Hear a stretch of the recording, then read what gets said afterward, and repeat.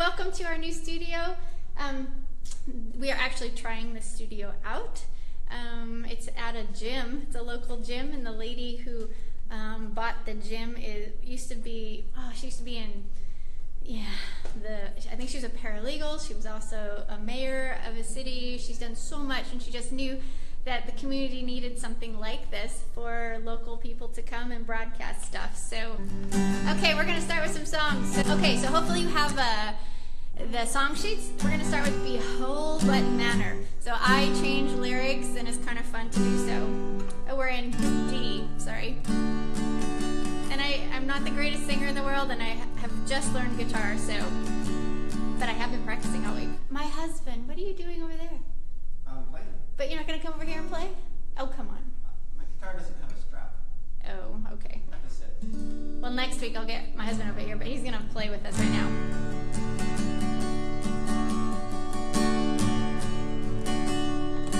Behold what manner of love the Father has given unto us.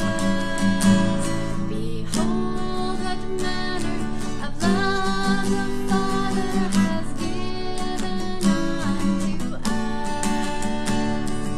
that we should be called the sons of Yahweh, that we should be called the daughters of Yahweh. Okay, let's do it again. I'm gonna bring it closer so I can see it. All right, here we go. Let's try it one more time. Good. Behold what manner of love the Father has given unto us. Behold what manner of love the Father has given unto us, that we should be called the sons of Yahweh, that we should be called the daughters of Yahweh. Yay! Hadassah, you want to come join me? Come join me, Hadassah. You can help me do songs. All right, first of all, okay, so I want to let you know that you're here. I'm doing the show to do three things. One is to help you do three things. So the three things that I want to help you do, the ladies of Teshuvah, because ladies of Teshuvah means ladies of repentance. So we as ladies are going to learn how to live in repentance. First we have to learn what repentance means, and frankly, it looks a little differently on a woman than it does on a man. But I want you to come to the workshop or the conference in Colorado, and we're going to talk deep into that. But anyway, as a woman of repentance, I want to help you walk this narrow path. So I want to move your head knowledge into heart knowledge. So that's a goal with doing the show, having the base group, doing the workshops that I want to do around the country, and then the convention also. So I want to get your head knowledge into heart knowledge, working heart knowledge. I also want you to know that Papa's heart towards you is good. Yes, he's good. His heart towards you is so good. And he loves you, and I want you to fall in love with him again. Remember how in Revelation it talks about how we've forgotten our first love? I want to help you fall in love with him again. And I also want to keep this whole movement out of Babylon joyful, and I want to help us rejoice, because you know what? I think it's just too serious sometimes. So sometimes I think the men make it too serious, so us women are going to liven it up a bit. All right. So he has shown thee, O man. All right. He has shown thee, O man. I have made 2 new verses for this, and I think you're going to like it. I know Isaac laughed when he heard them.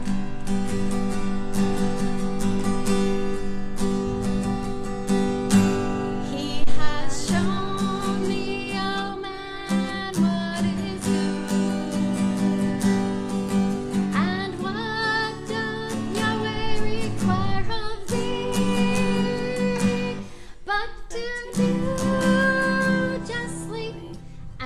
of mercy and to walk humbly with Yahweh. All right, here's a new verse for you. He has made thee a woman to play a role. You're to keep your eyes fixed on him. You're to celebrate using your beauty. You're to walk hand in hand with Yah. You like that? One more verse, a new verse for the men. Here we go. He has told thee, oh Adam, what to do. You're to use your words to guard your woman. You're to fling that snake across the garden. You're to follow Hava into worship. Woo! I love that. I like fling that snake. How cool is that? Okay, so I think I really want to do that one again. Is that okay? Should we do this again? No? Isaac's like, no. All right, no. we Whatever you won't. like. Okay. Your show. So it's almost Hanukkah, and I want to tell you Happy Hanukkah early. I know it starts this week, and so I won't be here live to say Happy Hanukkah to you that way, but I will be here next week. We all will be here next week again to do another show for Hanukkah, or during Hanukkah, and excited to see you then as well. So there'll be another show next week during Hanukkah, which it'll be a special one. All right, so I've got introductions here. Isaac, my husband, is here. He's my technical guy. He's going to keep an eye on all the technical stuff, and he's my advisor and my critiquer. Actually, I have a house full of that.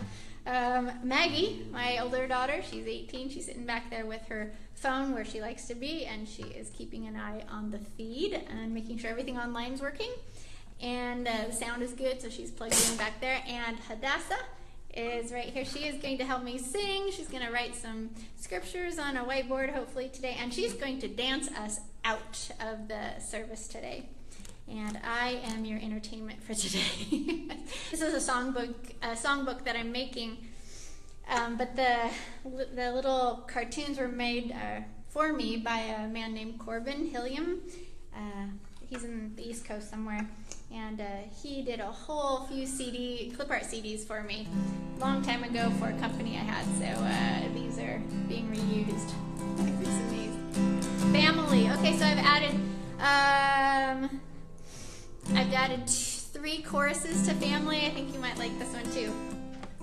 How many of you have actually heard these songs? These are like old camp songs. So I'm a 60s camp girl, and I love the old summer camp songs. Yay! Like them. Okay, good. I'm learning them slowly, so I'm not like perfect at it.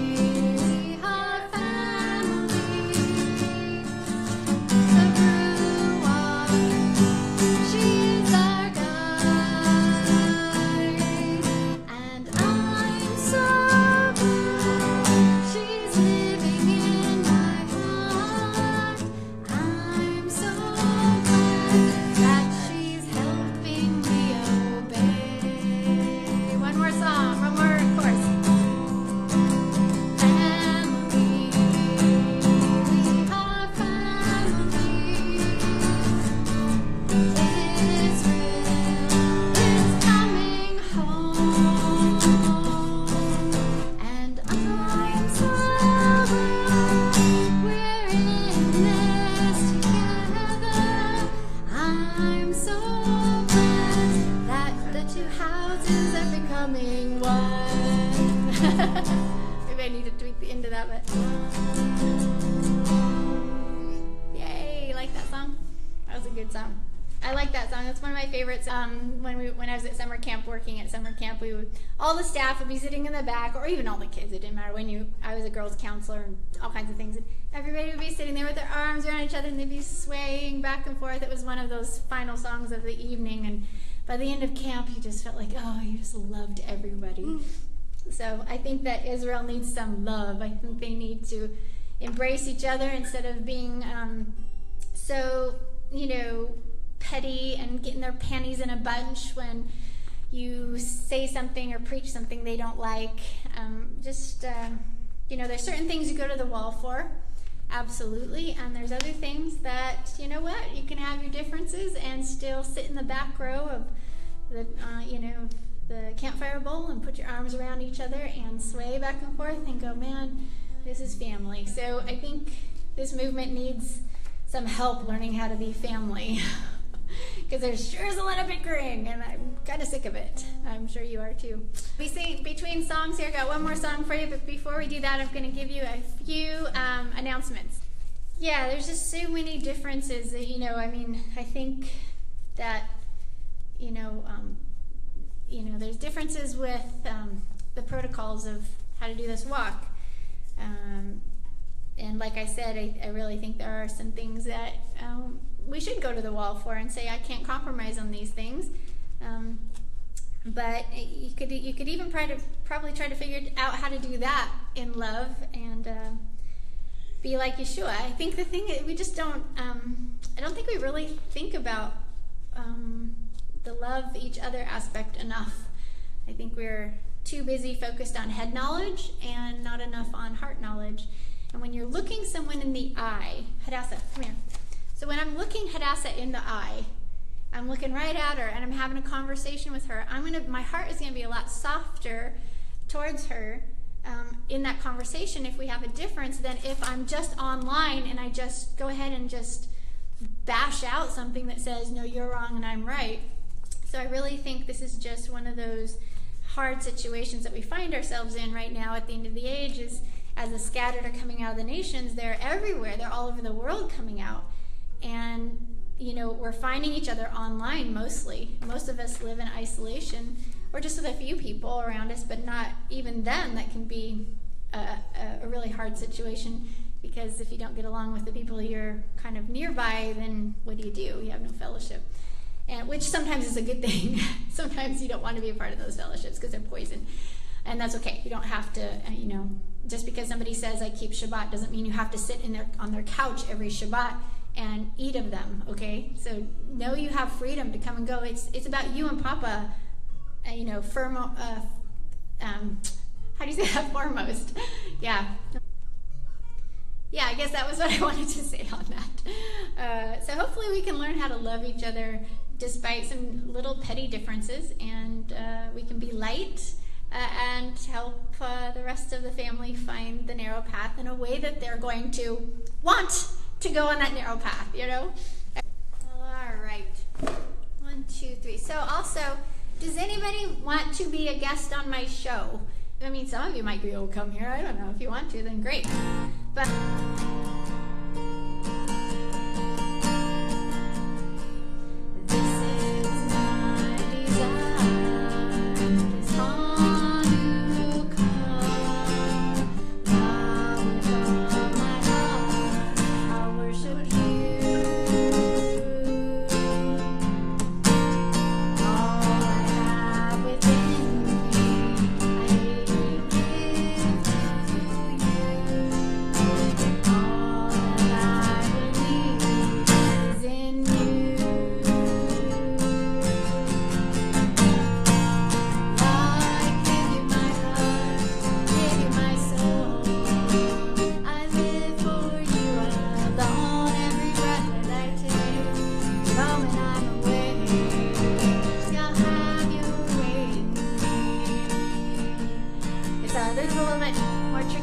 to learn how to play, so I'm working on it. I want to pour my life out at your feet.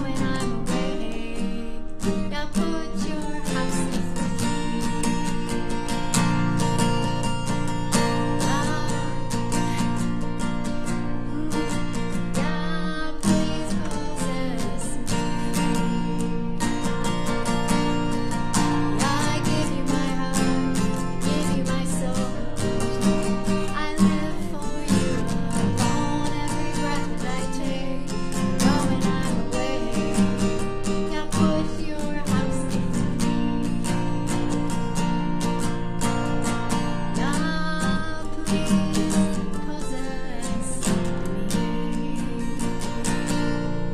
Yay. Yay. And the crowd goes wild. Woo! I love that song because it really talks about, and during Hanukkah, Hanukkah is all about cleansing our temple, right?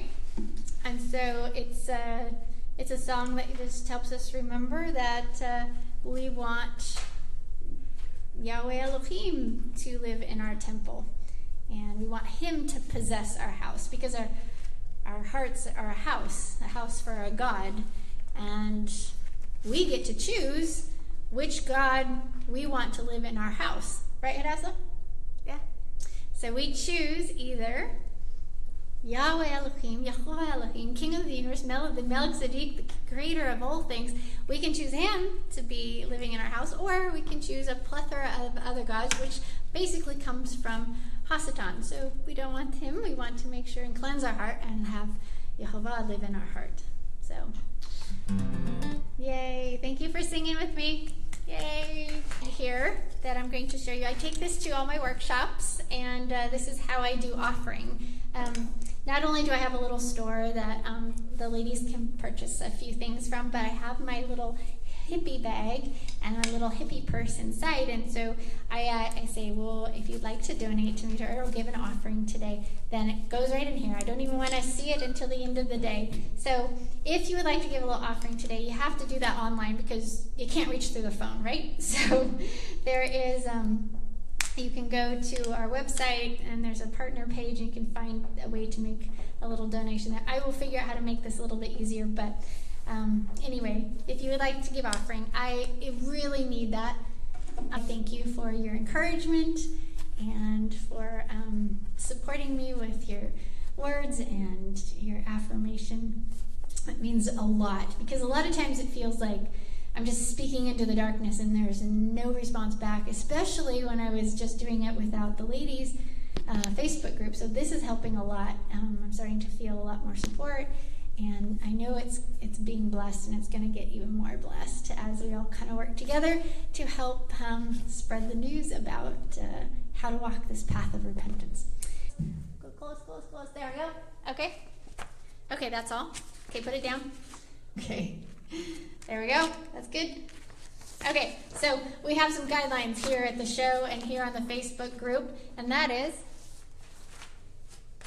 okay, so we are going to love.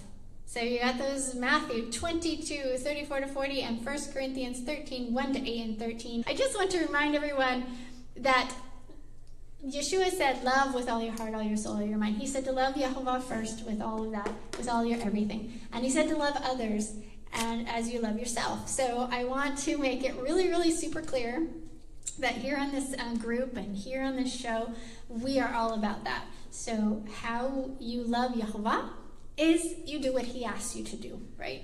And you sacrifice to him. How you love others, frankly, not only do you look at someone's life who's in front of you and you take care of that person, whatever their need is at that point, but you also love another person, of course with tough love and all this other stuff, but you love another person by how you communicate.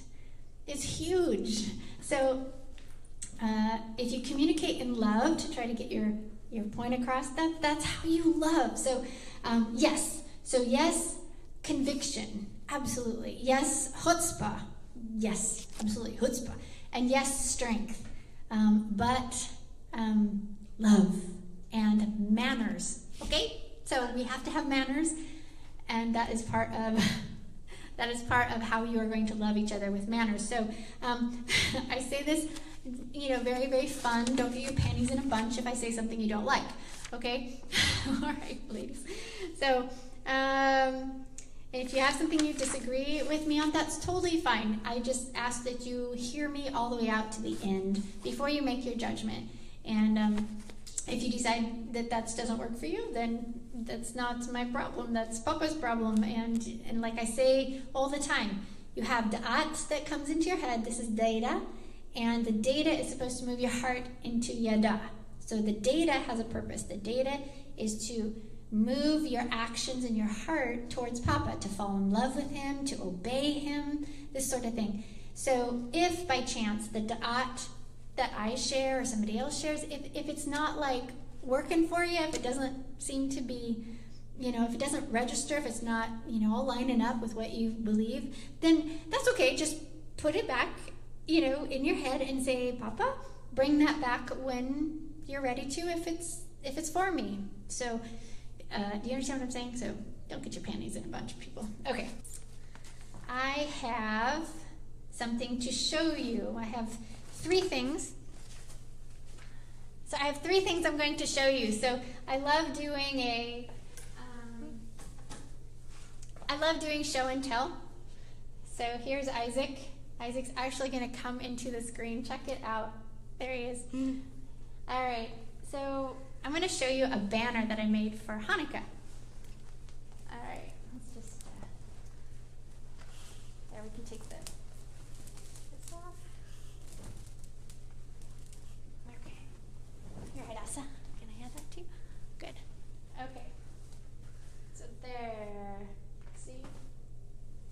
Okay. So, oops. Can you see that? So at the bottom, it looks like this.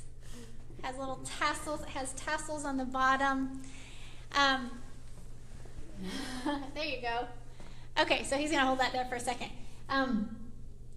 So I've got, it says Festival of Lights on the top. It says Freedom from Pagan Sun God Worship down at the bottom, or the side. It says Feast of Dedication on the bottom. And it says shadow picture of good things to come up here.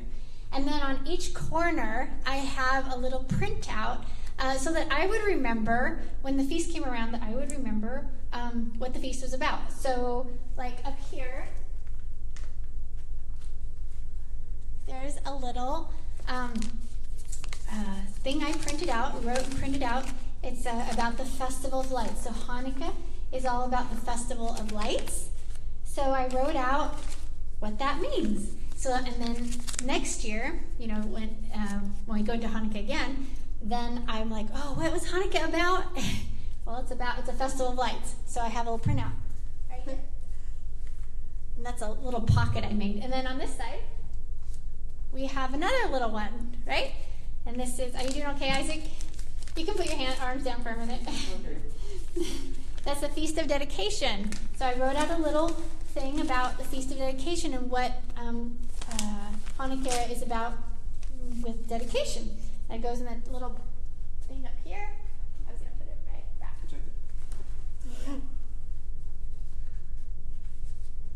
All right, and so I have 2 more on the bottom that talk about the shadow picture and about pagan sun god worship and how we're set free from pagan sun god worship during Hanukkah. So I have a banner for like this almost for not every feast, but quite a few of them. I'm still wanting to finish a whole bunch of them, but yeah, they're pretty heavy duty, and they're homemade, and there's no way I could make these for everyone. It just wouldn't be affordable for anyone. But as you can see, I just wanted to tell you one other thing. The menorah that I chose for the banner is the temple menorah, and the reason I did that was because in the temple they were fighting to restore the light in the temple, and that's the original menorah. This is the creation from Papa. This is his design, and I love his design. The Hanukkah is awesome because it remembers the 8 days and helps us count the days of Hanukkah, and it recalls them restoring the temple or cleansing it for 8 days or 7 days and dedicating it on the 8th day. So that okay, thank you. Oh, wait. Yep. One thing right down here. You can double it. Okay. So down on the bottom, I actually want to show you this really quick. So during Hanukkah is a great time to go through a heart cleansing. And we'll talk about what that means, actually, in a little bit. So at the bottom, I know his arms are getting tired. So I have little pockets down here, and I actually would write out in journal the heart cleansing that I went through that certain year. So this is the year known as fire, and this is the year known as ice. And there is a fire story from this Hanukkah, and there is an ice skating story from this Hanukkah. that I might share with you someday. But anyway, so this is a very cool thing to do with your banner or your tie. If you had, well, it's very fun to do. It will help you. We have a whole bunch of rolled up, and thank you. You can take it now. Okay. Oh, there's a thing on the floor. Ours are all rolled up together in a big blanket, and they're kept on the top shelf where they don't get hurt. And I pull them out during the feast so that my family remembers what we're in, what feast time we're in. So they'll see a banner up on the wall. Oh, we're in Shavuot. Oh, we're at Pesach. Oh, we're at Hanukkah. Oh, we're at Purim. This kind of thing. So that I'm part of my goal was to create decorations that would bring my family's hearts into the proper rhythm. And it's definitely something you have to work towards. It's something that takes time, and you have to be creative with it, and then you have to be consistent with it so that it becomes tradition, to get rid of or to break the old traditions of the pagan stuff. You want to reattach your family to new traditions. So this is one of ours, is putting up a banner, and mine happened to be huge in our home, and so that we can remember his ways. So hopefully you like that. I have another thing to show you. It's called Headbands Game. Headbands Game. And what it is like you put like a little thing on your head with these cards, and you don't know what you are, and everybody else can tell. So when the kids were little, this is a fun game to do during Hanukkah. So there's so many games you can do during Hanukkah. You can do whatever. We do Pictionary and all kinds of things. You gonna show them? Yeah. Okay. There you go. So I have remade cards.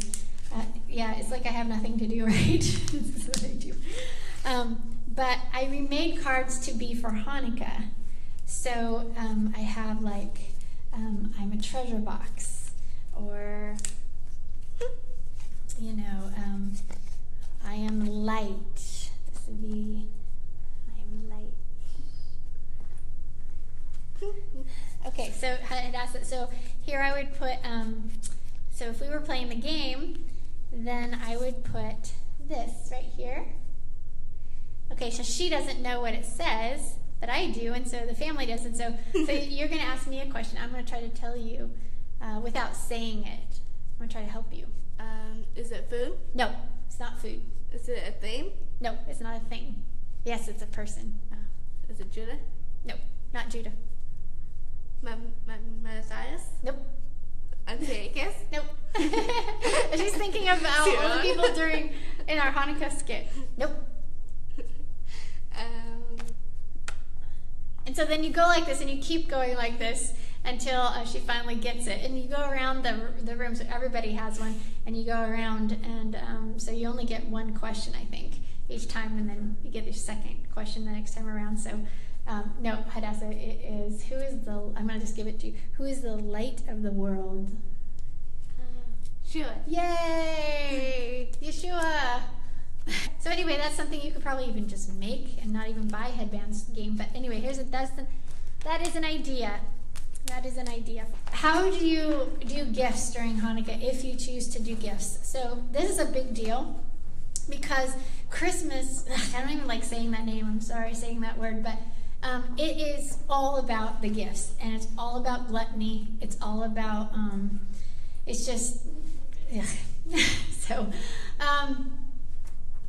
what I wanted to say, though, is Hanukkah that is not about gifts. It's not about the miracle of oil, because that didn't happen. It's not about dreidels. That's a German drinking game. It's not about the Hanukkah bush. That is Christmas messing with Hanukkah, because you can't have both in the same room. Anyway, but we chose to give gifts during Hanukkah for the reason of that Yeshua gives us gifts, and his light is a gift. And so one of the things that we thought would be fun to do during Hanukkah is kind of change the way that happens. So Christmas is so much about the gifts. It's gluttony. You just have all this stuff under the idol of the tree and stuff. We do it differently. We do treasure boxes. and we do treasure boxes. Everyone gets their own treasure box, and they decorate it, and it goes somewhere in the house. So every single morning, there's a little treasure in the box for the girls. And it literally is small to fit in this treasure box. So some years we were so poor that it was, I don't know, dental floss or toothbrushes or, a little piece of makeup or something like that. But we also tried for a long time to do themes. So the presents would revolve around light or your heart, because Hanukkah is all about light. It's all about cleansing your heart. So but I want to show you this real quick. This is a little schedule that we've kind of figured out how to do that makes it easy to figure out how to not overdo the gifts. So it's one little gift a day, eight little gifts, and it literally is not the biggest deal with with Hanukkah. So we keep it real light, real small. But it's one little thing. And we actually wrap everything in like white tissue paper or newspaper or something like that. Or don't even wrap it at all sometimes. But we have day 1, day 2, day 3, day 4, day 5, day 6, day 7, day 8. And then we have columns, and we have the 4 of us, Isaac, Rebekah, Maggie, Hadassah. And this gets taped up to our door. And we basically say, if I go get Hadassah a little gift, then I say, I've got her a gift, so I'll write my initial in a box. So there's 8 days, I just choose one. And I say, I'm going to give her my little gift here. So that means that no one else is getting her a gift for that day.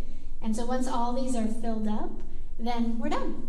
So we're done with getting little gifts, and we're all ready to go. We don't even have to stress about it or do too much thought into it. So here's what it looks like. Where is it? There we go.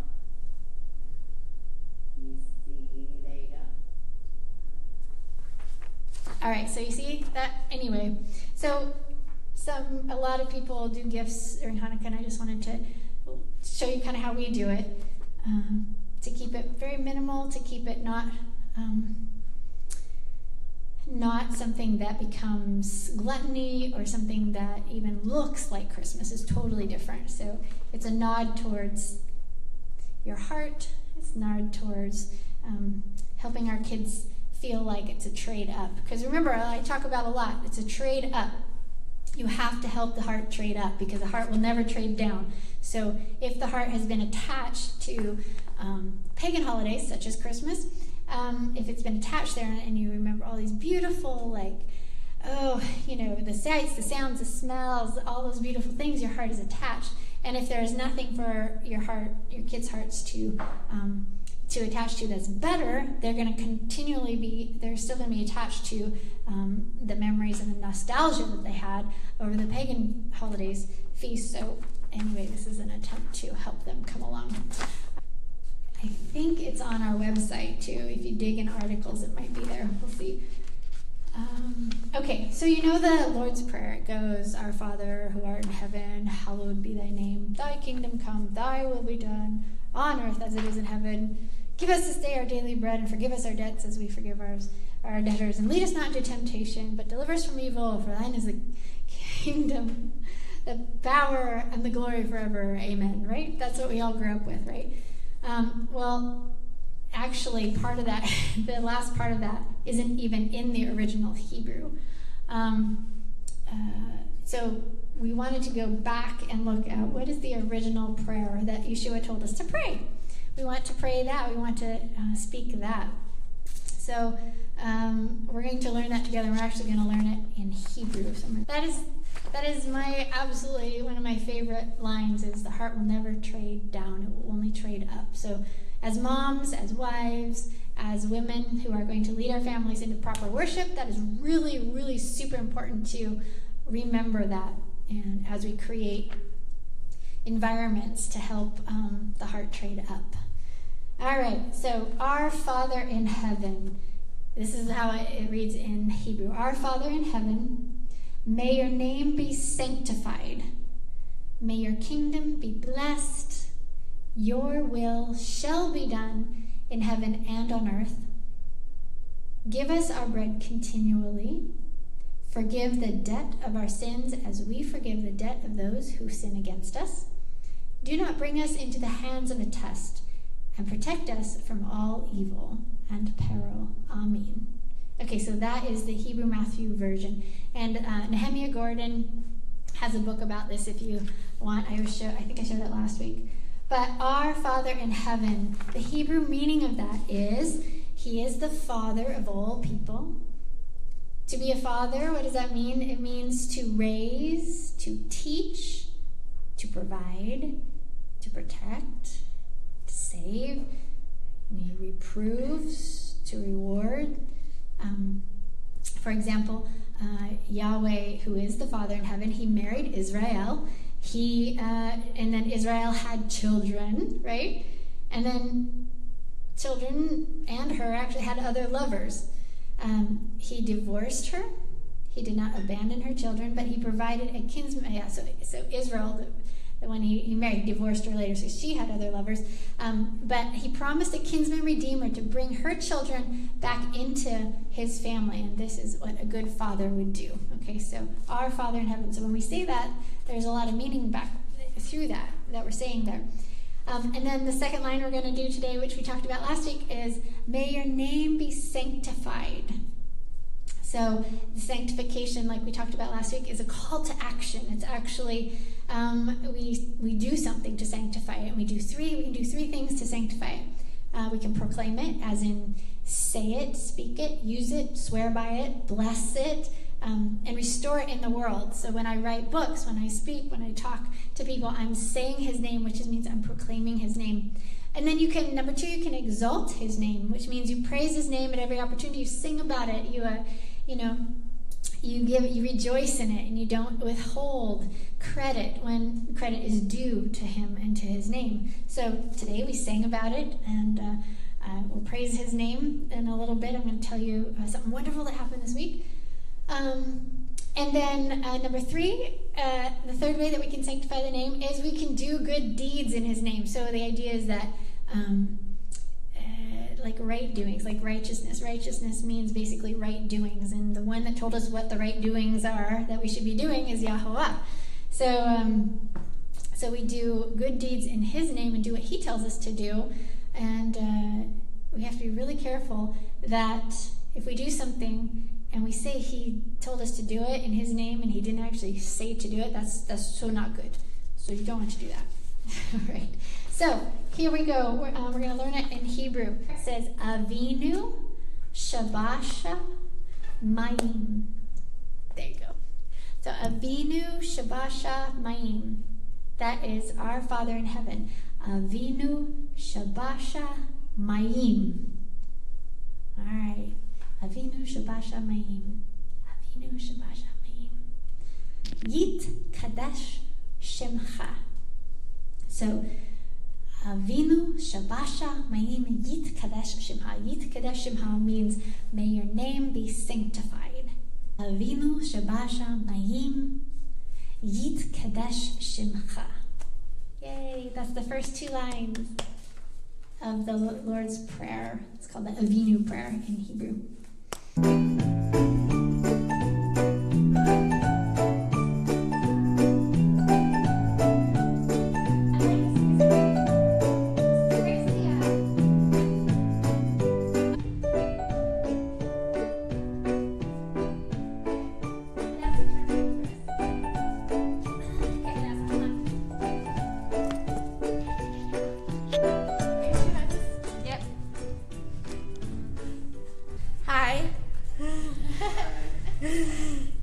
My name is Adasa, and I kind of want to read what Shabbat is all about.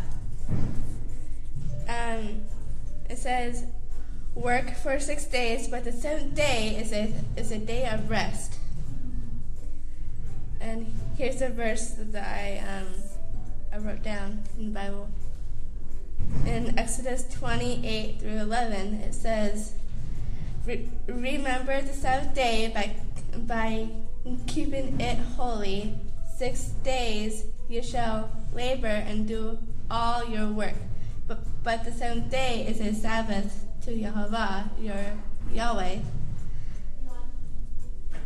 On it you shall not do any work, neither you nor your son or daughter, nor your manservant or maidservant, nor your animals or the alien within your gates. For in 6 days Jehovah made the heavens and the earth, the sea and all that is in them. But he rested on the seventh day, therefore Jehovah blessed the seventh day and made it holy. Yay! Bye. Yay! Thank you, Hadassah. So Hadassah just absolutely loves to be a part of our service and likes to offer. I just love that. When the kids want to offer, that means you're doing something right. When they want to be involved, then you're doing something right. Stats. Did you know that,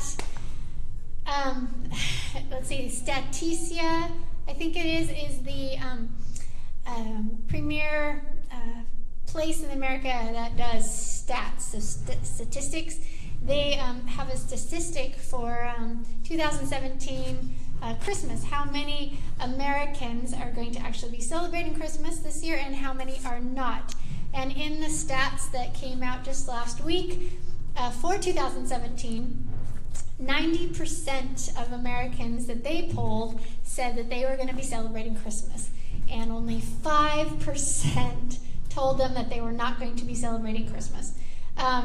So I just want to encourage you, if you are, hopefully you are choosing not to celebrate Christmas and have nothing to do with it, don't touch it, and that you have turned your sights to a much more beautiful winter festival, which is Hanukkah. And if you are doing that, you're part of the 5% people, which would be, this is why you feel alone. This is why it's hard. Because there's very, very few people who are choosing to turn their back on this very, very pagan festival. Okay, so I just thought I'd remember to, I just wanted to remind you of that. Now, I'm assuming a lot of things about my audience today that are here right now and that will come later. What I'm assuming is that you are feeling moved to go back to the Torah and back to Yahweh, and that you have done that, or you are in the midst of doing that. Perhaps you've been living this in this for a long time, perhaps longer than we have. But the assumption that I'm making is that you know what that means. And then I also am assuming that you understand at least a little bit about the narrow path and the walk of the Hebrew out of Babylon. And that is just huge. It just kind of will take a lot of our life, repenting, trying to figure that out. What that all means, and assuming that you know that you understand some of the words that I'm saying. So I'm saying Shabbat, Shabbat Shalom. I'm saying, which is basically Sabbath peace to you, rest and peace, and hi as well. I'm saying things like Elohim, which is it means God. It's the title for an entity like that, Elohim, El. I'm also using the proper name of our Elohim, which is the God of Abraham, Isaac, and Jacob, which is Yahweh or Yehovah. So I'm hoping that you, and Yeshua, I will say Yeshua. Yeshua is our Hebrew Messiah, the Hebrew Messiah, the son of Yehovah, the son of Yahweh. People will know him as Jesus. Although there's some things to understand that Jesus, the Christian Greek Jesus, does not preach the same as the Hebrew understanding of our true Messiah, and the real live person Yeshua, what he preached, kind of they're different. So, but we're not here to talk about that yet today. Okay. So several topics today, just in the next half hour or so. One thing that I wanted to kind of present to you was how important the feast rhythm is. It's very, very important for your heart. So let's look at Hanukkah. A lot of people say that we don't need Hanukkah and Purim, they're man-made festivals. Well, in all reality, if you look at when they started, how they started, Yehovah was totally behind them starting, and there's a reason why we have Hanukkah and Purim. Hanukkah is the only festival that is set apart to consider the condition of our hearts, right? So Hanukkah is all about cleansing the temple, and it's about rededication of the altar. So now that Yeshua is here and we don't have a brick and mortar temple, we look at the condition of our hearts, the temple that Yehovah gave us, or that he wants to live in, right? And we cleanse it, and we go through this. It's called the process of Hanukkah. The process of Hanukkah is cleansing.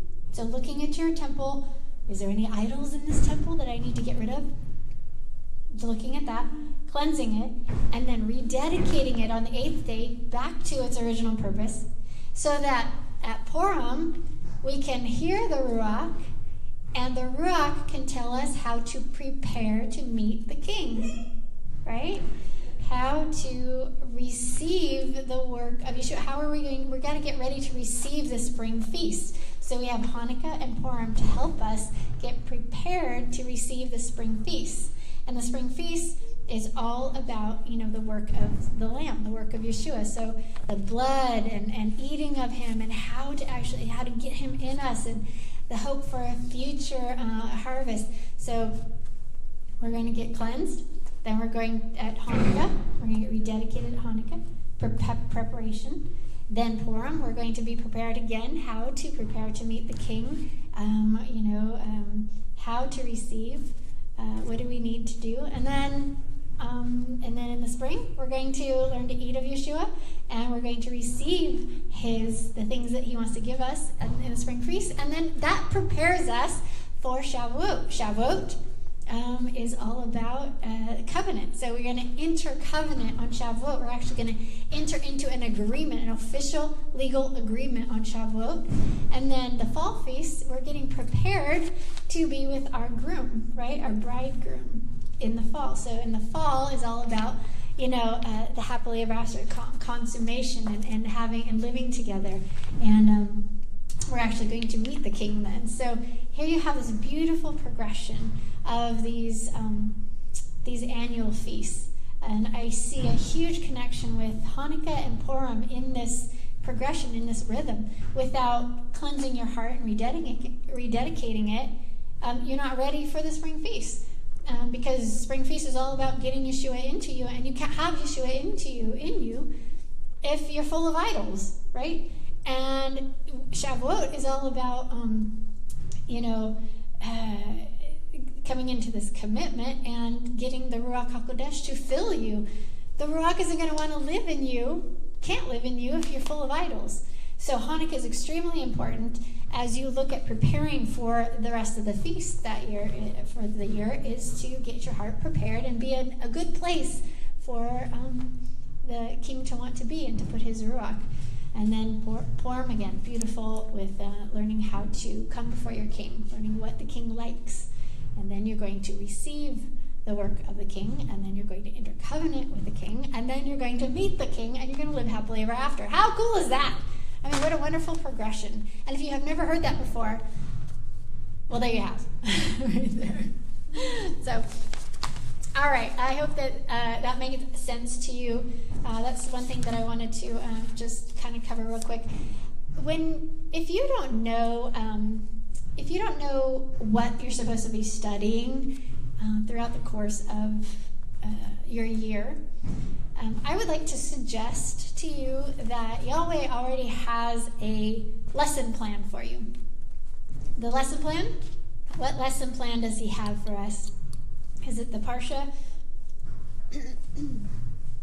Well, in all reality, the Parsha is man-made. I'm not gonna talk against that right now. But what I want to say is that he already has a lesson plan for you, and that is the feast.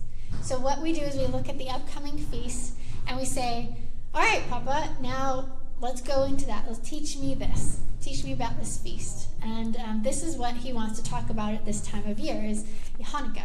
After Hanukkah, he will want to talk about Purim. After Purim, he's going to want to talk about calendar at Rosh Hashanah. After Rosh Hashanah, head of the year in the spring, he's going to want to talk about blood not just covering, but blood obliteration. So like he's going to want to talk about Passover and unleavened bread, how to get Yeshua into you, how to eat of Yeshua. He's going to want to talk about, first fruits and what that all means. And he's going to want to talk about, the ascension and the power that is now, given to us through Yeshua. And then in Shavuot, he's going to want to talk about covenant, getting the Ruach to live in you, this sort of thing. In the fall, at Yom Teruah, he's going to want to talk about, hey, I want you to be watching because the king's come on, I'm sending my son back pretty soon on that day. Atonement, Day of Atonement. He's going to want to talk about, what the legal ramifications of this whole thing and how important it is to be, an actual legal bride. Then he's going to want to talk about Sukkot. He's going to talk about tabernacling together with family. And Shemini is going to want to talk about hanging out with, the bride and groom a little bit longer and what the sacrifice that Yeshua did to the water libation ceremony and all that. So my point is that there's so much to think about. When you look at the upcoming feast, you have everything to study. You have the topic of study. And there are a plethora of teachers out there that speak on these feasts. I love Michael Root's talks on the feast. I love Jim Staley's insights. There's a lot of people that have some great insights. If you haven't been to our YouTube channel, please go there and you will see Feast Basics. So I have a playlist called Feast Basics, and in there I'm still working on uploading all of them, but I have quite a few in there for you to look at, where you can sit down for an hour and 15 minutes and learn what I know about the Feast of Yehovah. One of the questions we want to cover today is, how do you prepare your heart for rededication? All right, so Hanukkah is all about cleansing and then rededication. So how do we prepare our heart for rededication? Anybody have any ideas on that? How do you prepare your heart? So one of our little Hanukkah projects, I showed the very first Happy Hippy Hebrew Girl show. I showed you a temple. It's about like this that we're building for each person. It's just a open box with the top open. And we are starting with a clean temple. So it's all spray painted. Maggie spray painted it gold. It's beautiful. And we've got the menorah in there and the altar of incense and the table of showbread. And it's just clean and beautiful. So what we're going to do this week is we're going to look at how has our temples been polluted, whether we know it or not, or done it on purpose or not. How has it been polluted? So Maggie, I know we all have issues, but I'm going to harp on Maggie's. I'm sorry, Maggie. Because it's easy to remember.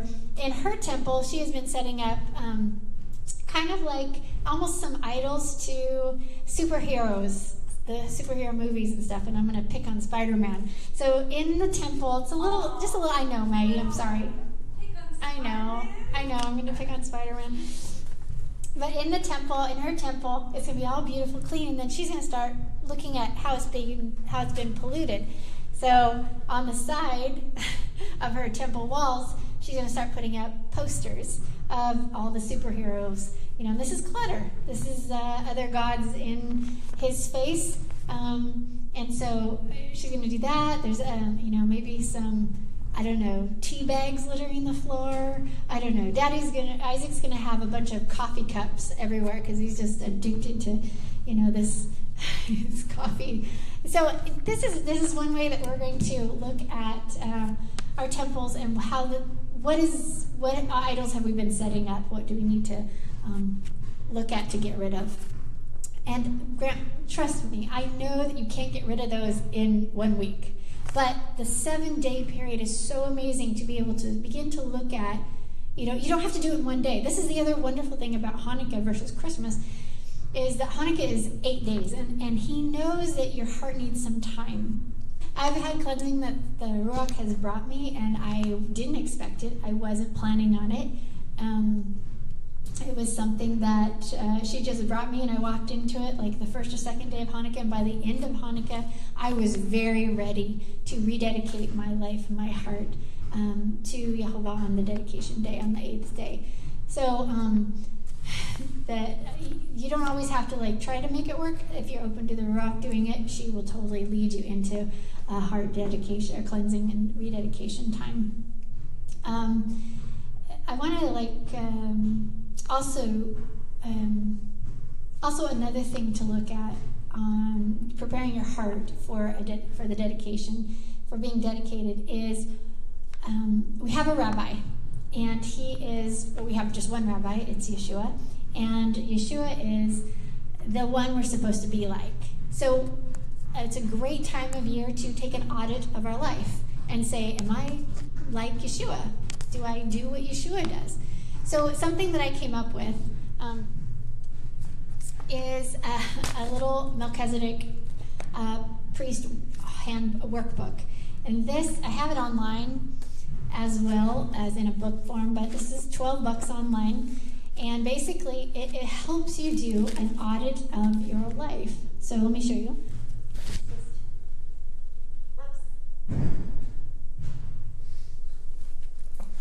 So basically, it's just a course of 300.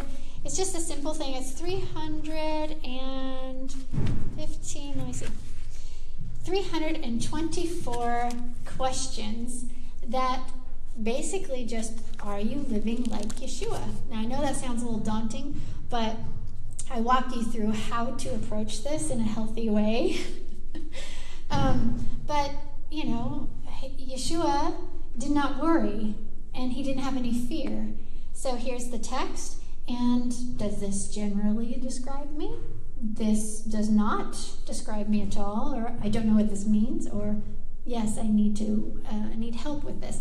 So you would basically take an audit of your life and say, am I clean? Am I a clean priest for Yehovah? Am I like Yeshua? Because Yeshua is the clean one, right? And we want to be like him. So that would be another way to look at how to prepare for heart rededication ceremony during Hanukkah. I wrote a couple, 3 articles last year, I think it was last year or the year before, on Hanukkah, and I gave away the Hanukkah studies. I had 8 study guides that I gave you, but these are different. These went up on our website, but we're considering a Melchizedek Hanukkah. And by Melchizedek, I mean royal priesthood. So we're part of a royal priesthood. And what does that look like? We have a royal priest, a high priest, who is Yeshua, who's the Kohen Gadol. And one thing I wrote in here, I think you can get these on our website. If you want them, let me know. But for 7 days, so I want you to look at how there's a protocol laid out in the Torah about how you become a priest of, this is talking about the Levitical priesthood, but it's a shadow picture of the royal priesthood. And so we want to see, what did they do? And I think on some level, you can totally use those protocols and say, yeah, this totally makes sense over here. So they had a process in the Levitical priesthood on how somebody would become ordained as a priest. And this was followed for 1,000 years. And now that Yeshua is here and he has brought the royal priesthood, we have Hanukkah, which Hanukkah is basically the same sort of thing that the priests went through back in the Levitical times. So in there, let's see, I can't see very well. Leviticus 8:33 to chapter 9, verse 1. So it's almost that whole chapter there. It talks about how this happened. So the priest was allowed to enter his ministry unto Yehovah. How to do this? They had to go through a pretty gruesome series of sacrifices and protocols. If you read that through, it's pretty gruesome. They stood there and they didn't do it yet. They watched Moses perform all of these sacrifices for them until the atonement had been made for them. And then it says that these sacrifices had to be done first or they would not have lived to start their ministry. But once that was done, becoming a priest boiled down to a 2-step dedication process, which is basically a Hanukkah process. Cleanse, rededicate. So check this out. For 7 days, they would sit in the doorway of the tent of meeting 24/7 to continue their purification so they wouldn't be killed. So they're basically getting cleansed of anything so that they could begin the process of enter into ministry for Yehovah, so they wouldn't be killed, because his glory, his perfection will just destroy us if we're not clean, right? So that was 7 days they sat there in the doorway, and then on the 8th day they were ordained and were allowed to start their ministry. And guess what the first thing that they did? So they basically were dedicated on that 8th day, and the very first thing that they did is they did exactly what Moses did. All those gruesome sacrifices, that's exactly what they did right when they entered ministry. So if we look here at the royal priesthood, and we're royal priests for Yeshua, the tent of meeting, okay, so we look at what Yeshua has done. We get him in us, and we see what he did. Then we sit in the tent of meeting for 7 days during Hanukkah, and on the 8th day of Hanukkah, our hearts get dedicated back to him, back to Yehovah, to the original purpose. And then what do? What's the first thing we do? We do exactly what Yeshua did, our high priest, right? How cool is that? It's just a really awesome progression into how to become a priest. And you have to have Hanukkah. You have to go through Hanukkah to become a priest of Yeshua. And notice you behold, and you watch what Yeshua did.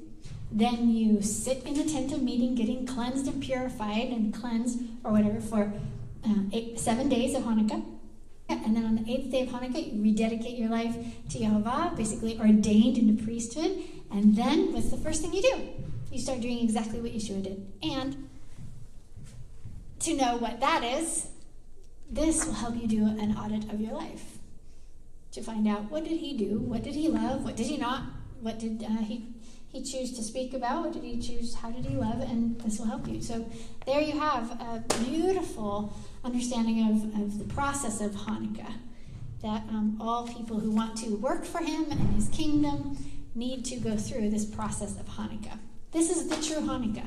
It's not about Hanukkah bush. It's not about dreidels. It's not about, it's not about all this other stuff. It's really about your heart and dedicating it and becoming a priest in his priesthood. I've got just a couple more things I want to go over today. One is, just quickly, I want to show you that Yeshua was, that Yehovah sanctified, sanctioned, I guess I should say, not sanctified, but he sanctioned Hanukkah because he sent his son to be conceived in Miriam's womb during Hanukkah. So how do we know that? A lot of people say, well, I don't think we can know that. But yes, actually, it's pretty cool that you can if you do the biblical math. So here is my calendar from Michael Rood. So if you went to Michael Rood's website, you can get one too. I love his calendar. It's just like a normal calendar, but it's the Hebrew dates. So the Hebrew dates are the important ones, and then the Greco-Roman, or whatever, however you say that. What is it, Isaac? Gregorian, thank you, is the second. It's on here too, but it's not the primary thing. Anyway, and he's got a lot of teachings in here as well to help you understand the biblical calendar. But back here in the very back of his book, he also has a graph, a diagram to show you when John the Baptist or Yohanan ben Zechariah was born and when Yeshua was born. So he basically looks at, I think it's 1 Chronicles 24:10, talks about the order of services in the temple and when Zechariah was actually going to be in the temple serving. When he went dumb and he couldn't speak, and shortly thereafter Elisheva or Elizabeth got pregnant with John the Baptist, who was actually, you'll love this graph here, because John the Baptist was born on the first day of unleavened bread, basically on Passover that night, and that's a high Shabbat. I love it because Papa doesn't do anything random. All these very, very important things that have happened on a feast day, and so you can't say, well, it was just random. Yeshua was just conceived randomly. No, he had to be born during Sukkot. And so this wonderful festival of lights, where he is the light of the world, Yeshua sends the light of the world during the festival of lights, so he can be born the next year during Sukkot, which is all about Elohim living with us. I mean, oh gosh, I could totally go off. It's so beautiful. But anyway, you have, it shows you that Yohanan ben Zechariah, or John the Baptist, was born on the first day of unleavened bread, which is the 15th day of the first month. And then, when Miriam, when she actually goes to visit Elsheva, and it says in, see if I can have my glasses. It says she's 3 months along. Sorry, I don't have it handy. Anyway, point being is that we know how far she was along when she went to visit Elsheva. So you can find out that, oh my gosh, he was conceived in Miriam. The angel Gabriel came to her the last day of Hanukkah to let her know that she was with child, having Yeshua in her, the light of the world. Whew, so amazing. So here's the calendar. I'll show you.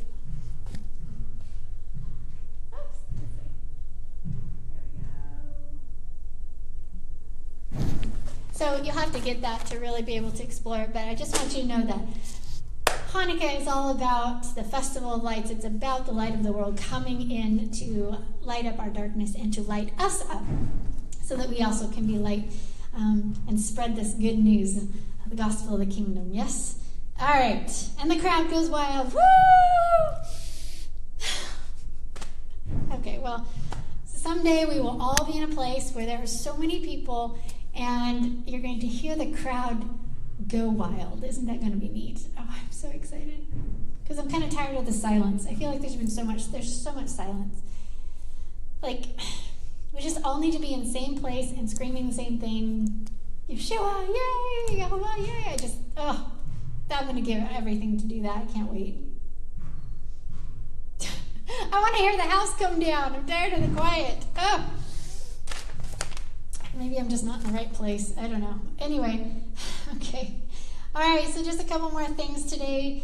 We're going to talk just for a second about worship, what worship is, and what a sacrifice is. Okay? And then we're going to close. So, all right. So this is a little card deck that we made for Hanukkah. And it's just basically got Hanukkah and light. What is Hanukkah and light? And so there's all kinds of scriptures that we looked up, and we wrote down all these beautiful scriptures about light.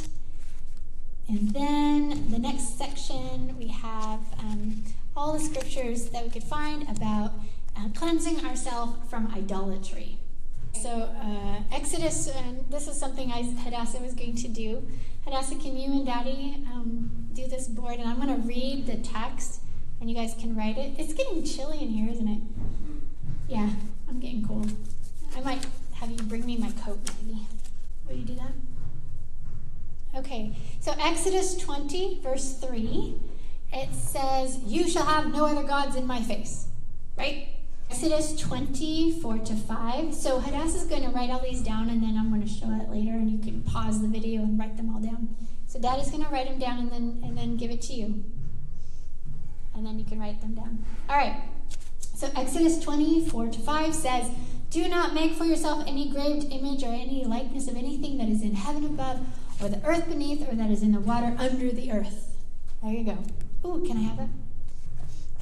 There's Maggie. Hi. It's my teenager. Okay, both of them are teenagers. Hi, Meg. Thank you. Do you want to stay with me? No. You don't want to? Okay. It's just cold in here. All right. Let's see. Leviticus 18:2-5. "You must not do as they do in Egypt, where you used to be, and you must not do as they do in the land of Canaan," where you're going, basically, where I'm bringing you. "Do not follow their practices. You must obey my laws and be careful to follow my decrees. The man who obeys them will live by them." All right, and then Leviticus 18:21 says, do not give any of your children to be sacrificed to Moloch, for you must not profane the name of your Elohim. I am Yehovah. So when I hear that, I have to say that I think about, during Christmas when we're not doing it, but we used to do it, where you hand over your child to this big pot-bellied stranger, and this kid is screaming, and you're actually offering your child to this holiday, to the symbol of the holiday, which is Santa. And you can go online and look all you want and find screaming kids. This isn't normal. You're not supposed to do this. And he represents the god of Chemesh. Back in the old days, if you don't know this, I'm sure you do, but if you don't, it's big pot belly iron, whatever. It's red because it's got a fire in it, and they would sacrifice their children on this god Chemeth's name is Moloch. So he's telling us not to sacrifice our children to pagan gods. Okay, so it works. You're killing their hearts by giving them paganism. So Jeremiah 10:2, do not learn the way of the Gentiles. Today I was very happy. Last week I wasn't very happy, and it was a very hard day last week. But today Isaac and I went down. We started our day by going to see the eagles. So where we live, there's just a ton of eagles that feed on in the shallow part of the lake up here. It's just beautiful, and I guess there's like 300. The lady said there was 300 eagles kind of in the area where we're at. So we went down today in the morning to spend the morning down looking for eagles. We only got to see 3 close by, but all right. Deuteronomy 18:9 says, do not learn to imitate the detestable ways of the nations.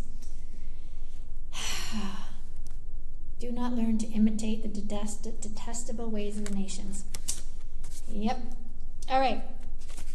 Leviticus 18:30 says, keep my requirements and do not follow any of the detestable customs that were practiced before you came, and do not defile yourself with them. I am Yehovah, your Elohim. So does Yehovah ever change? Just because these are Old Testament verses, does he change? No. So if he's not changing, it still stands today. We're not to learn the ways of the nations around us, the detestable ways of the nations. And I'm sorry, but this whole season that we're in right now is detestable to him. Why? Because it reminds him of child sacrifice. It reminds him of human sacrifice. It is a pagan god. It is not him. So, don't get me started. Okay. Deuteronomy 12:4. You must not worship Yehovah, your Elohim, in their way. Deuteronomy 12:4. So, what does that mean? That means that you don't take on a tradition, a habit, a celebration that is pagan, is pagan, and turn it into, I'm going to celebrate it to him. Did you hear that? I want to tell all my Christian friends this.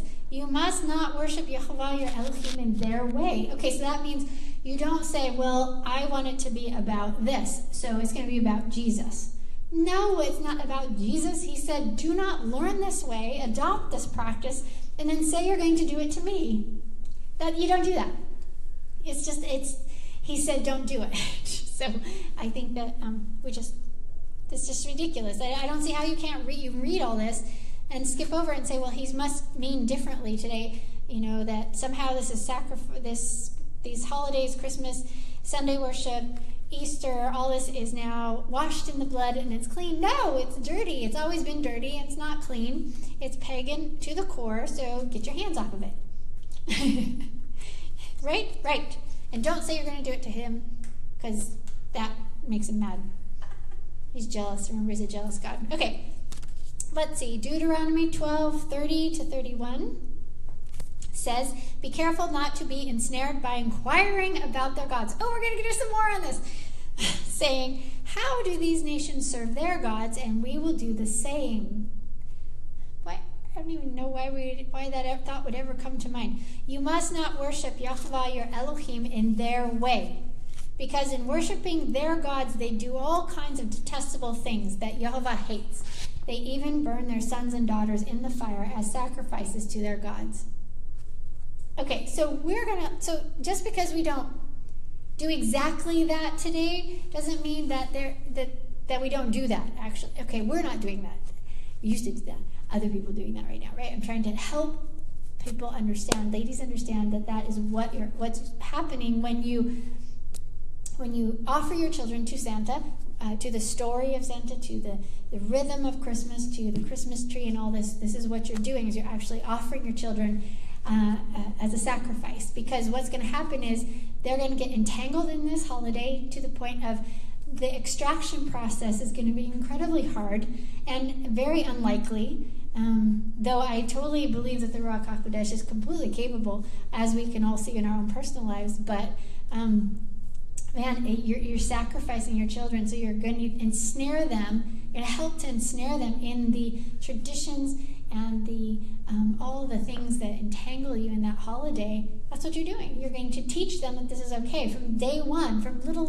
You're going to put, funky hats on their heads. You're going to teach them that they're going to be getting gifts up from under a tree every year. You're going to teach them that this smell is attached to this holiday, and this kind of cookie is attached to this holiday, and that everything hangs, all the things you hope for hang on this day, and it's a bunch of hogwash.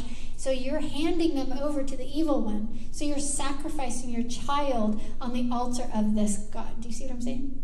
Do you see what I'm saying? Have I said it well? You're right. Changing the name does not mean anything to him. I mean, it's the same thing. It's just repackaged differently. That's what it is. So it's the same old pagan Saturnalia. And you can go back and you can do your research if you don't know already, which I'm sure all you ladies do. But it's the same festival, only repackaged differently so that it looks more modern. But it's still awful. All right. That's our job of repentance, isn't it? To leave that. Okay. All right. Deuteronomy 11:26-28 says, "See, I am setting before you today a blessing and a curse. The curse, if you disobey the commandments of Yehovah your Elohim and turn from the way that I have commanded you by following other gods, which you have not known." So you're actually going to get cursed if you follow other gods. This is another God. This is why I'm so passionate about this. I don't want you to be cursed. I want you to be blessed. I want to be blessed. I want you to be blessed. I want you to know what path that is that you have to get on to be blessed. And you got to stay away from these ways of the nations around us. And we're part of the 5%, remember? There's only 5% doing this. Aaron goes and he builds this calf, and then he says, we're going to celebrate to Yahweh the next day, right? So here he had created a pagan thing and was going to try to do it in Yehovah's name. People, and I've always wondered why Aaron got to live. But I ran into a verse, and I don't have that handy with me, but I found where, I think it's in Deuteronomy, where Moses is talking, he's rehearsing everything, and he basically says that he prayed for Aaron, and Aaron lived, because Yehovah was going to kill Aaron too. But I think it's in Deuteronomy, so I did run into that. So I don't know the exact verse. Okay, 1 John 5:21. This is a New Testament one, people. Let's see. Yeah, good. Ladies, 1 John 5:21, "Dear children, keep yourselves from idols." It would be a really good thing to know what an idol is. And it doesn't just mean, a statue of Mother Mary sitting in your front lawn. Keep yourself from idols. A tree? In your room? An evergreen tree with balls hanging on it? Nimrod's balls? Oh, there's an idol for you. Try to do Christmas without the Christmas tree and it doesn't work, right? Idol. Okay. Now you can put yourself up as an idol. You can make all kinds of idols, but during this time of year, we're focusing on, like a kind of a real idol sitting in your face. Hey, don't look at me like that, Isaac. Okay, Deuteronomy 28:14. "Do not turn aside from any of the commands I give you today, to the right or to the left, following other gods and serving them." Okay, if you catch the gist of this, the scripture is full of this. This is where Yehovah it really has his biggest pet peeve with Israel is stop following other gods and serving them. Stop making idols out of stuff and other gods and serve me only. This is a huge biff of his, and it hasn't changed. So if we really want to love him and follow him, we're going to wash our hands during this Hanukkah season, cleanse our hearts of all the idols so that he can have us come back and serve him as the original purpose is of our hearts, right? We want to be clean so that we can rededicate them back to the original purpose. All right, last verse, Leviticus 19:4. Do not turn to idols or make gods of cast metal for yourselves. I am Yehovah your Elohim. Cast metals, oh my. So, What's the verse? Leviticus 19:4. Okay, so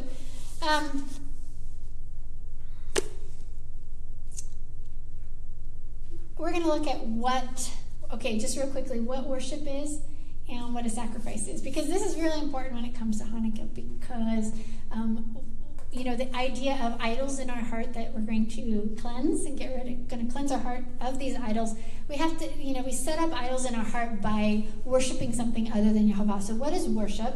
And then when you're worshiping something, you make a sacrifice. So what is a sacrifice? All right, so we're going to look at this for a second. I don't know if you all see this. This is called The Utter Relief of Holiness by John Eldridge. This is a great book.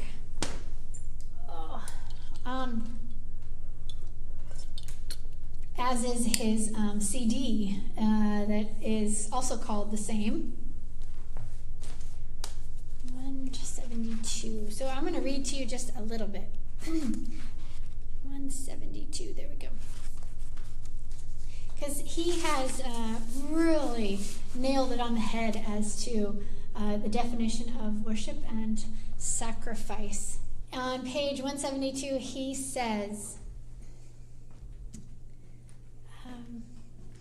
the second commandment given to Moses on Mount Sinai is another way of looking at the whole matter. So he's looking into this. You shall not, it says in Exodus 24-6, you shall not make for yourself an idol in the form of anything in heaven above, or earth beneath, or in the waters below. You shall not bow down to them or worship them. He goes on to say, it helps us to carry out the first and greatest command, love God, and do so by not having any idols. What do you love more than Yehovah? Now, he doesn't use the words Yehovah. I'm going to transliterate. What do you love more than Yehovah? What do you look to for security more than you look to Yehovah for security? Where do you draw your sense of identity from more than you draw it from Yehovah? These are the things you must lay on the altar. Here is where your most earnest repentance lies. These things may not in and of themselves be bad, but if we make a son or daughter more to us than Yehovah is, we have made an idol of them. And here is where we must repent. So if you catch that, you can make an idol out of your son or daughter if they're more important to you than Yehovah. So if you back into this through the door of idolatry, it will free up your heart to love Yehovah, your Elohim. Whatever you look to for security or comfort, are you listening, Isaac and Maggie? Whatever you look to for security, what do you look to for security? Or comfort? Or assurance? Or validation? Whatever you look to make yourself feel better, or to bring you pleasure over and above or quite apart from Yehovah is idolatry. That's huge. Whatever you look to for comfort, for security, for assurance, validation, if it's not him, then that thing is your idol. Catch me? Catch him? This is John Eldridge saying it. When you say, I love Yehovah, but what you daydream about is Spider-Man.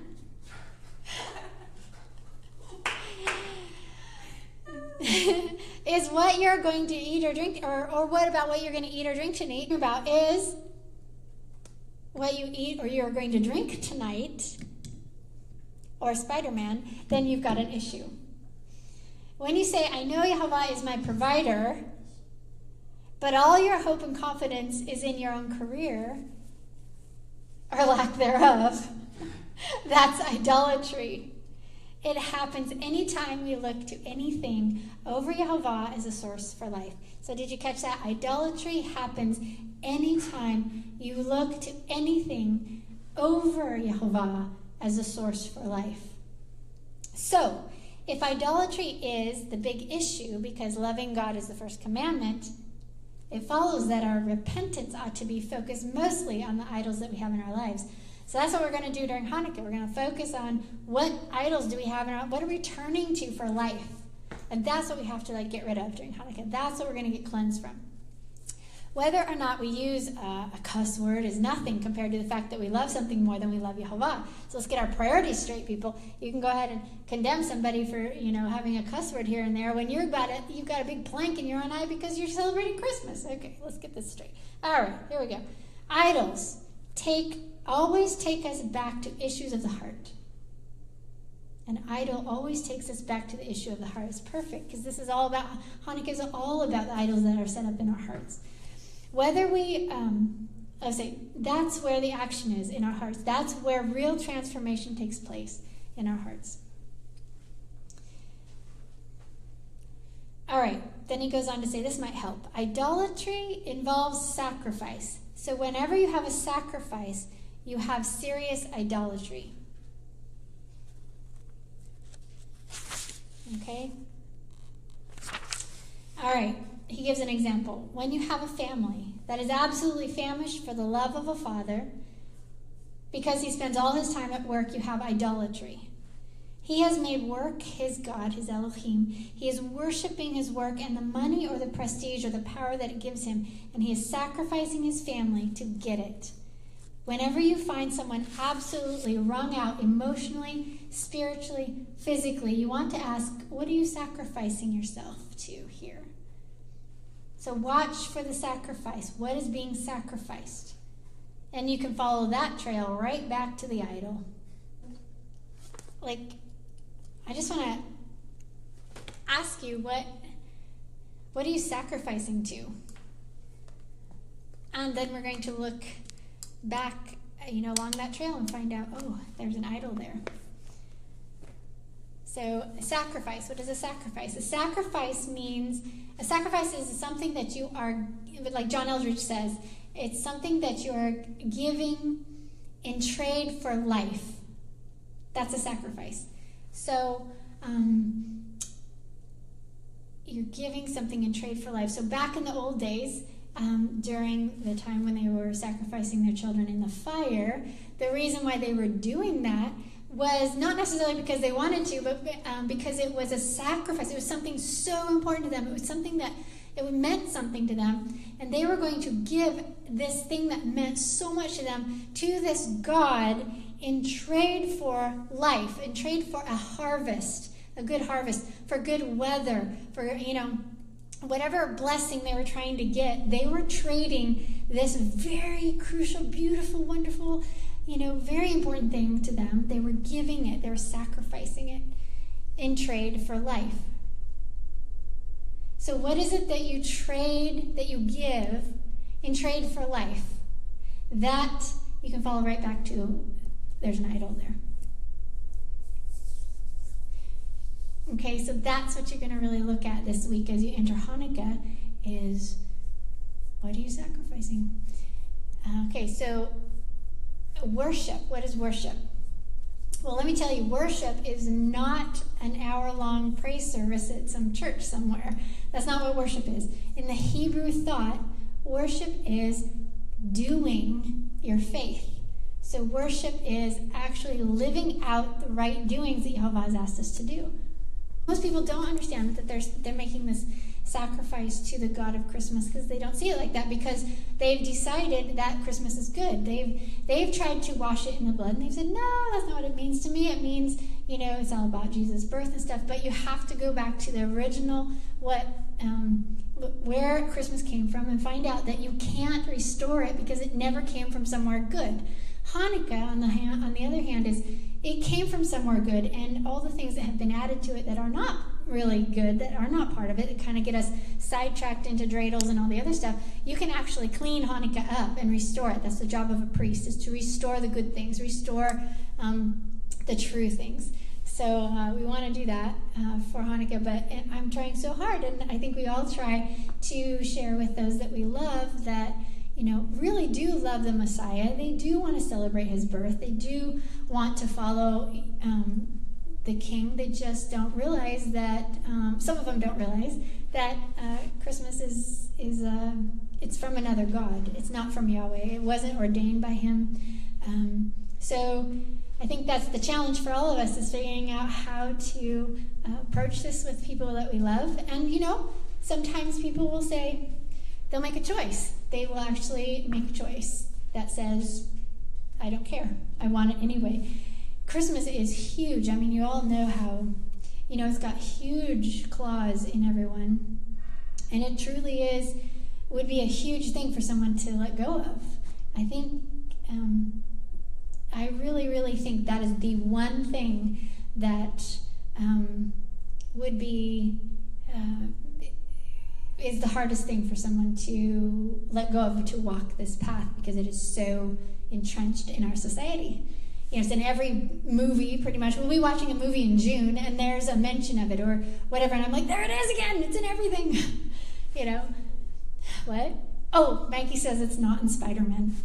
Who knew that Christmas is not good, and you want to start turning from it and not be a part of it? It will cost you your family, jobs. It's definitely huge. I don't see how people cannot see it. I guess I didn't see it back then. I guess, I'm very, very thankful that the Rock gave me eyes to see, so now I can see it, and it's detestable to me. And I'm glad about that, because that means that the Rock is living in me, and I'm eating of Yeshua, because I want to love what they love and hate what they hate. And they hate pagan celebrations. They hate these idols, and Christmas is definitely a huge one. And there's not a lot of, I don't think you can reconcile it with people that just want to keep it and will not let go of it. There's no reconciliation there. There's no way to come together, because, just like I said, remember, you can't have Christmas and you can't have Christmas and Hanukkah in the same room, because Hanukkah is a celebration from freedom from Christmas. Okay, Christmas is pagan sun god worship. Hanukkah is not. It's beautiful. It's about freedom. It is all about freedom from pagan sun god worship. So you can't have both in the same room. All right? Not the real one. Not the real Hanukkah. We get, everywhere. I think it's everywhere in the United States. And frankly, we just got back from Israel a month and a half or 2 months ago now, and it's over there. I don't think that there's a safe place on this planet to really be without having the influence of these gods and their celebrations. So, like I said, we're 5%. There's 5% of the nation here, the Americans, that are turning and choosing not to do it. So it is tough. It is going to be a heavy road to hoe. But in the end, your reward, Yeshua said his reward comes with him, to give it every man according to his works, to what he has done. So if your hands have touched the pagan god celebrations after you find out the truth, then you'll be held accountable for it, and you just want to keep your hands clean. So Hanukkah is a beautiful time to set apart some time, and frankly, you can do that every single day. We are really going to start settling into Hanukkah when it comes this Wednesday night, and we're going to really start looking at our hearts and where the idols are, and start working on getting cleansed. And don't force it. Just allow the Ruach to kind of take you there. Open up, start talking, read, let the Ruach take you into this cleansing, because that will be permanent cleansing. Because that's what you want, is a permanent cleansing as much as you can. Next year we'll do another audit. That's kind of the beauty of the feast, is they come every single year. They're annual, and you get to re-look at these subject matters every single year. So do we cover that pretty good? Yeah, it's pretty hard to live in this society when they have a rhythm. You can tell the rhythm, right? It's New Year's, it's what is it, Valentine's Day, which is pagan, and then you got, St. Patty's Day, you got Easter, you've got,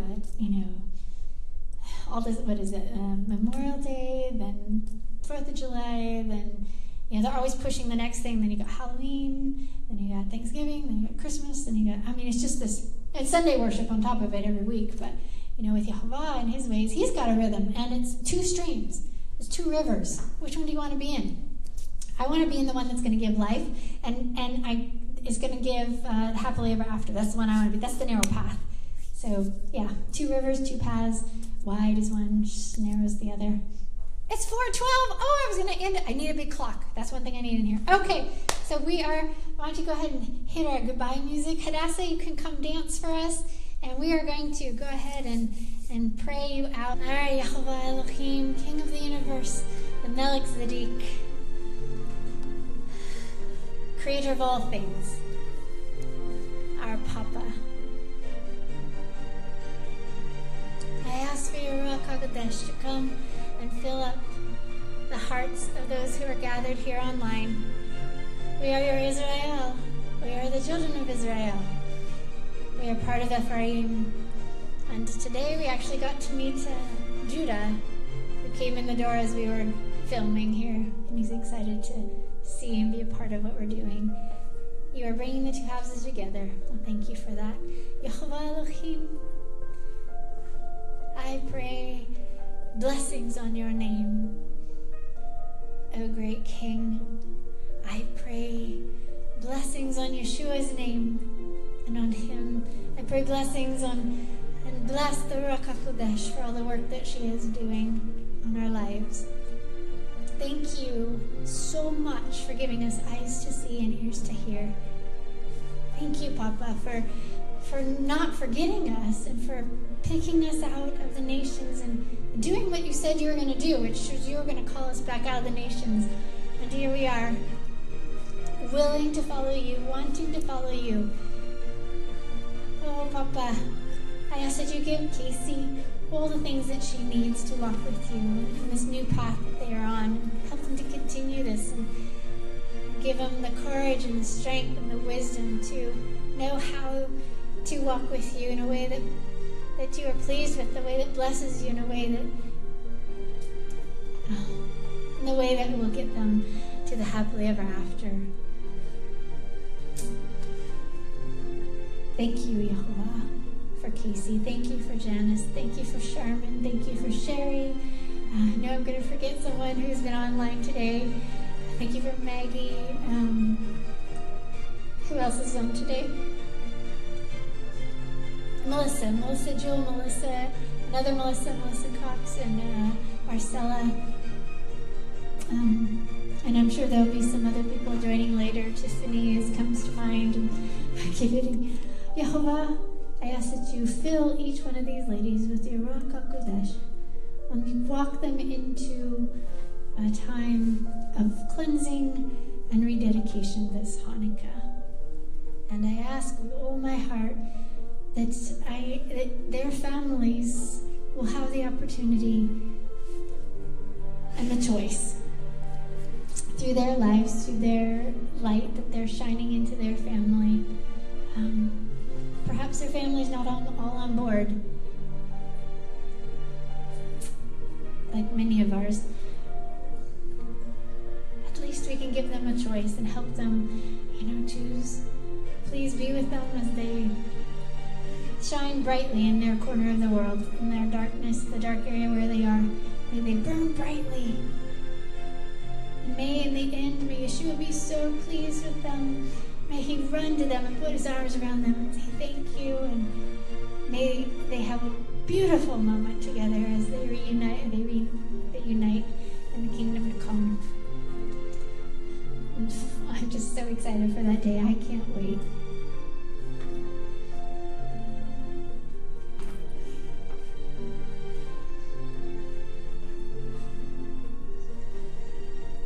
I know Yeshua said, do not worry about what you shall eat or what you shall drink or what you shall wear, for the pagans run after these things, but